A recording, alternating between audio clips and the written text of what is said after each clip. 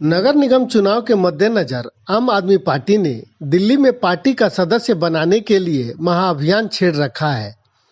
इसके तहत सभी मंडलों पर आप कार्यकर्ता टेबल और कैनोपी लगाकर लोगों को पार्टी की सदस्यता दिला रहे हैं। रोहिणी वार्ड 24 अध्यक्ष डॉक्टर सत्यवान राणा ने भी अपने G3 सेक्टर 16 स्थित कार्यालय समेत सभी मंडलों पर यह अभियान चलाया। साथ ही वे इसे सेवा सप्ताह के रूप में भी मना रहे हैं। इसके तहत वे आधार कार्ड, पहचान पत्र, श्रम कार्ड बनवाने समेत स्वास्थ्य कैंप लगाकर लोगों की समस्याओं का उनके घर और ब्लॉक के आसपास ही समाधान कर रहे हैं। इस कार्य में उनके साथ आम आदमी पार्टी के महिला और पुरुष कार्यकर्ता भी कंधे से कंधा मिलाकर योगदान दे रहे हैं। देखिए, एमसीडी में बदलाव के लिए एक ऐप लॉन्च किया गया है और एक नंबर, हेल्पलाइन नंबर जारी किया गया है, जिससे सीधा व्यक्तियों को आम आदमी पार्टी से जोड़ा जा रहा है। और उन व्यक्तियों को मतलब एक जो गैप बना हुआ था, जो एक आम व्यक्ति है जो पार्टी की विचारधारा से जुड़ना चाहता था डायरेक्टली, उसके लिए ये एक महाअभियान लॉन्च किया गया है। नंबर है 8882828282। दिल्ली की राजनीति में पिछले 70 साल में अगर किसी पार्टी ने डंका बजाया है अपने काम का, तो आम आदमी पार्टी ने बजाया।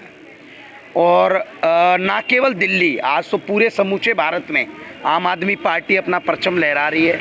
चाहे वो पंजाब हो, चाहे उत्तराखंड हो, चाहे हरियाणा हो, हर जगह पार्टी अपने पैर पसार रही है। और केवल काम के नाम पर ये पार्टी आगे बढ़ रही है, क्योंकि 70 साल के इतिहास में पहली और एकमात्र पार्टी ऐसी थी जिसने ना धर्म के नाम पर वोट मांगा, ना जातिगत समीकरण के नाम पर वोट मांगा, जिसने काम के नाम पर वोट मांगा कि अगर हमने काम किया है तो हमें वोट दें।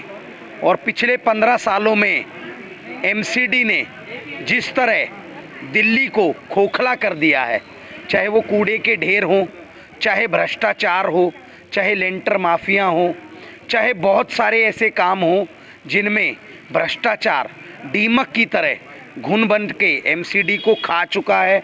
एमसीडी जगह जगह नीलामी के कगार पर खड़ी है।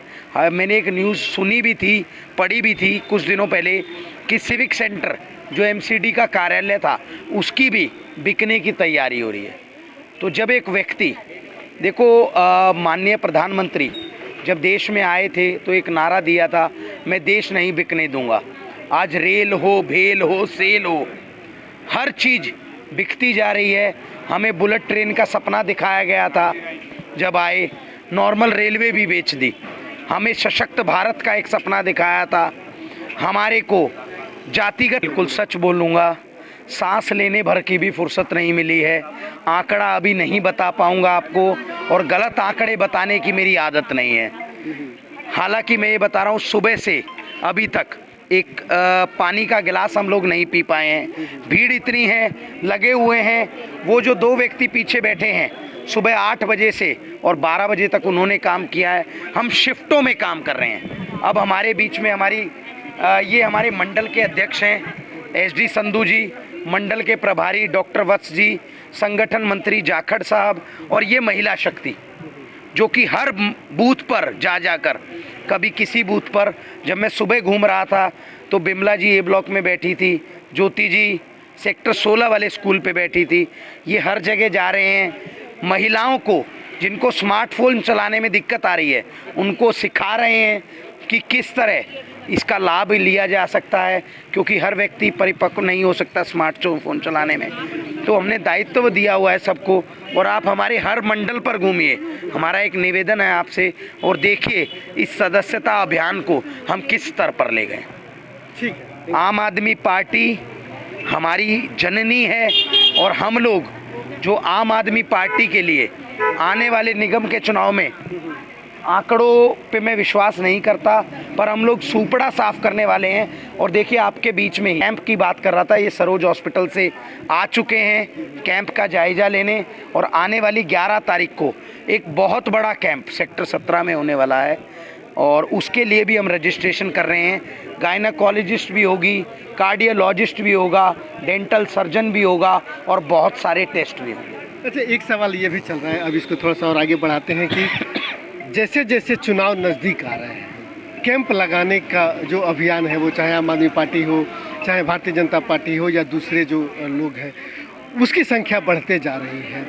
जो एमसीडी के अपने विषय हैं, सफाई को लेकर के, नालियों को लेकर के और पेड़ों की छटाई से लेकर के, और जो दूसरे एमसीडी के काम हैं कंस्ट्रक्शन को लेकर के, उस पर बहुत ज़्यादा चर्चा नहीं है। सिर्फ और सिर्फ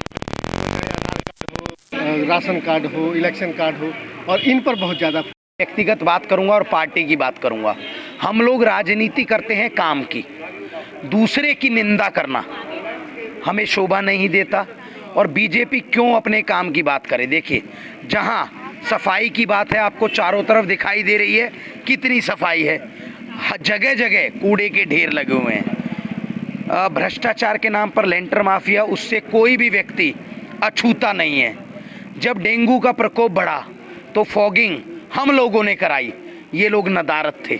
जब कोरोना आया, लेकिन उस समय भी ये कहा जा रहा था एमसीडी की ओर से कि स्टाफ का अभाव है, कर्मचारियों की कमी है। आम आदमी पार्टी किस तरीके से एमसीडी में बदलाव करेगी, इस पर आप लोग बात। जब हम लोग बिना संवैधानिक पद पर बैठे फॉगिंग कर सकते हैं, बिना संवैधानिक पद पर बैठे अपने पर्सनल आदमियों से पार्कों की सफाई करा सकते हैं, बिना संवैधानिक पद पर बैठे हम लोगों के काम करा सकते हैं, तो केवल और केवल एक्सक्यूज ढूंढने से राजनीति नहीं चलती। आदमी को बीच में जाना होगा।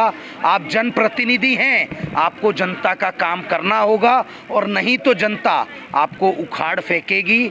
और कहीं ना कहीं जिस तरह विधानसभा में पिछले 3 बारियों से सुपड़ा साफ किया है, चाहे बीजेपी हो चाहे कांग्रेस हो, आने वाले दिनों में कांग्रेस का तो कहीं जिक्र ही नहीं रह गया है। ज़मीनी हकीकत ज़ीरो हो चुकी है कांग्रेस की फ़िलहाल। बीजेपी को भी आने वाले दिनों में निगम से हम लोग उखाड़ फेंकेंगे, और पब्लिक को उसके हक की, जो रोहिणी वासी हैं, जो वार्ड 24 के लोग हैं, जो एक रोहिणी जिसको एशिया की सबसे बड़ी कॉलोनी कहा जाता है, उन लोगों को हम वो सुविधाएं देंगे जिनके वो हकदार हैं। इस कूड़े के ढेर